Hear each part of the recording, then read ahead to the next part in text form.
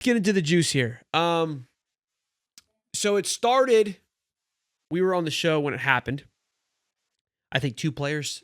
We showed the clip. Two players stood out to sing the alma mater after the game. I wanted to go back and look after the game Mullen got fired, and I think it was very similar. Look, this is the one thing that Billy has been able to ride on. Well, it was one, DJ Lagway, and two, that the team has not quit on him. Did not quit on him, if you will. They quit last night. They quit last night. And I get it. I get it. They two guys didn't sing the alma mater. And that hurts. I think that's where it's like, man, like there's small nuances. Like again on Monday, we were singing the song with Steve and my kid with It's All Kinds of Weather. Like these are the little nuances that make it special to be a Florida Gator. And look, when I was at the LIU game and I'm looking at, the wife and I were looking at the student section, and her sister, she's a junior there. She got her season tickets this year. She didn't get them last year. She's like, I think the team's going to suck. I'm not going to go. She gets them this year because obviously all the hype. And I know about me when I was in college. Like you think about all these kids, and there's alumni here that are probably getting these same feels. Like those 4 years are special. And it's about getting to the game early, you know, the Mr. Two Bits, doing the chants, doing all the things that makes it special being a Florida Gator. And seeing alma mater in the game is one of those things. And to not want to do it because you're just so deflated says a lot. Says a lot. So drama. Look, we're gonna pack this. This is a dicey situation. Okay, we've had Shannon on the show. Much respect for Shannon Sell. He was fire. I mean, everybody's firing up on Twitter. I mean, he is, and I love the fact that we have these past skaters really speaking up, showing a lot of passion. They've been quiet for a while. A lot of these guys have, and I think that it should say a lot that when people that haven't spoke a lot about the program as vocally as we've seen over the last couple of years, what we're seeing now should show where the state of the program is at. But the original tweet, which you don't see here, and he deleted and he's apologized for deleting it, and I respect that, but we're going to talk about it regardless because I know everyone's going to talk about it. Shannon said, tell him to tell the truth. Half the players don't like him, this is in regards to DJ, because they think he gets special treatment versus the rest of the squad, and that's not just a rumor.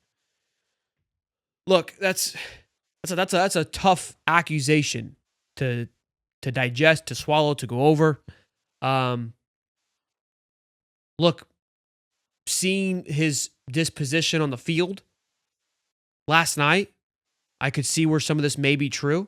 I think that DJ is I don't think the disdain is necessarily for DJ as an individual. I think the way that the situation has been managed is where more of it's coming from. And maybe I'm wrong. I don't know. Again, we're speculating over a tweet. He then tweeted out after the fact on that tweet, said there's a locker room division. And once again, that's absolutely not a rumor. Like he's doubling down on this thing. Like not shying away from it at all. And then he said, look, I'll take the post on DJ. I don't like to compound on top of what happened, but I said what I said. That's quadrupling down now on the situation. And look, here's even worse, right? We read the quote last night from DJ where it was like, hey, did you ever consider starting Tramel Jones? And he basically said, no, like I don't prescribe to that. This is the best quarterback in the country. We're going with our guy. There's a sense of defending and there's a level of supporting your guy, right? But then there's also a time where you got to, keep accountable. Hold him. I think the best thing for DJ would have been to pull him. Yeah. You didn't. What did you do? What did 5 INTs do to make DJ Lagway any better?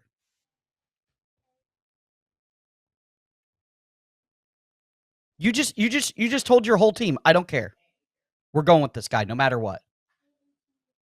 You think the effort was bad this week? What you're also telling everybody, I'm really it's like worried about the Miami game. Your performance doesn't matter. It doesn't matter how hard you practice, doesn't matter how hard you play. He manages the game, I have a game plan in mind. That's what we're sticking with. And until I feel that this game plan's not working, that's what we're going to do. I'm not going to make an adjustment.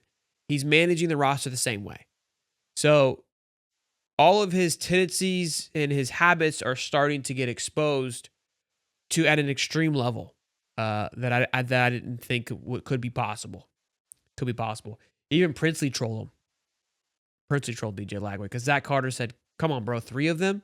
And then Princely shared this meme. On this ride with me. Yeah. You know what? Here go 2 more for y'all. Did you hear that? Yeah. Hal, who's a big booster, he's jumped off the train. But yeah. I don't know, man. It's a lot to unpack. A lot of... Look, I think we've said a lot here today.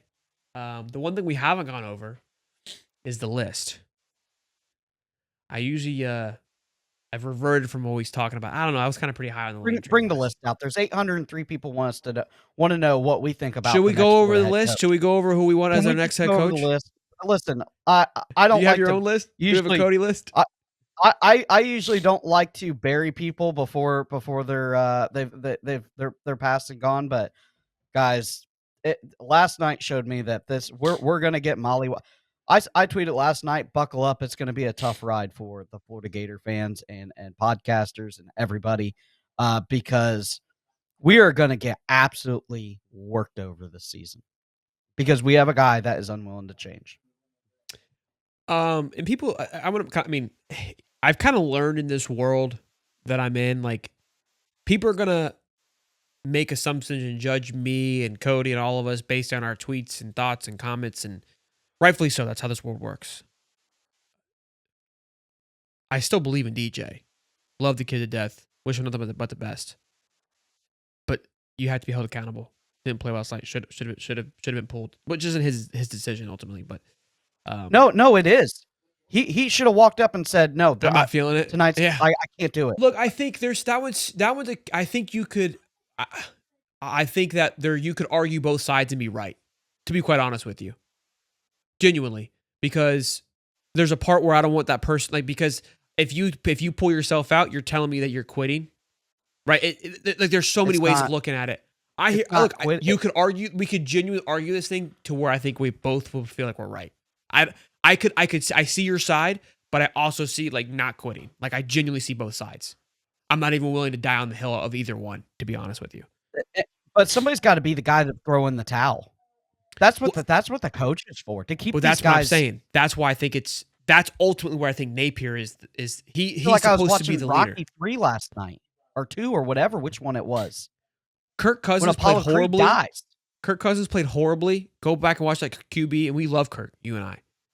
It was hurt, all those things. Would have refused to pull himself out. He admitted he was not playing well, but would never pull himself out. I think that speaks way more volumes. And when you quit on yourself, that's harder to get back from. That's ultimately where I think that I will die on. I think quitting on yourself, you shouldn't be surrounded by people who won't hold you accountable. That's the unfortunate part. That's the bad part.